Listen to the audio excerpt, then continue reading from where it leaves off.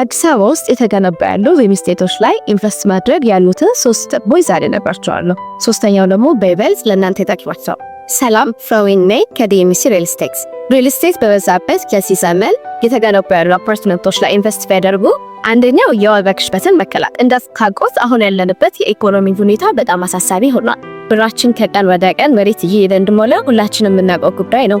ስለዚህ ቋሚ ንብረት ላይ ለወደፊት ዋጋ የሚያገኙበት ወይም ቫልዩ ያለው ቦታ ላይ ኢንቨስት ማድረግ ተመራጭ። ሁለተኛ አሁን ፕሮግረስ ላይ ያለ ቤቱን ኢንቨስት ቢያደርጉ ነገ ከነገ ወዲያ አፓርትመንት ቤቱን ይሸጡት ወይም ቢያከራዩት በተሻለ ዋጋ ትርፍ የሚያገኙበት ስለሚሆን አሁን ባለው ኦፖርቹኒቲ መጠቀም ነው። ሶስተኛው ቀለል ያለ አከፋፈል ሁኔታ ከረጅም ጊዜ ባንክ ምደባ። ይህም ማለት በ8% ቅድመ ክፍያ የሚጀምሩ ሲሆን ያው ደግሞ ኮንስትራክሽን ሂደቱን እያዩ ኢንቨስት ማድረጉ ተመራጭ ያደርገዋል። ይህን ሁሉ ከዲኤምሲ ሪል ስቴት ለሁሉ የሚገኘው ኮምፓውንድ አፓርትመንታችን ማግኘት ይችላል። ለበለጠ መረጃ ታች ባለው ስልክ ይደውሉ።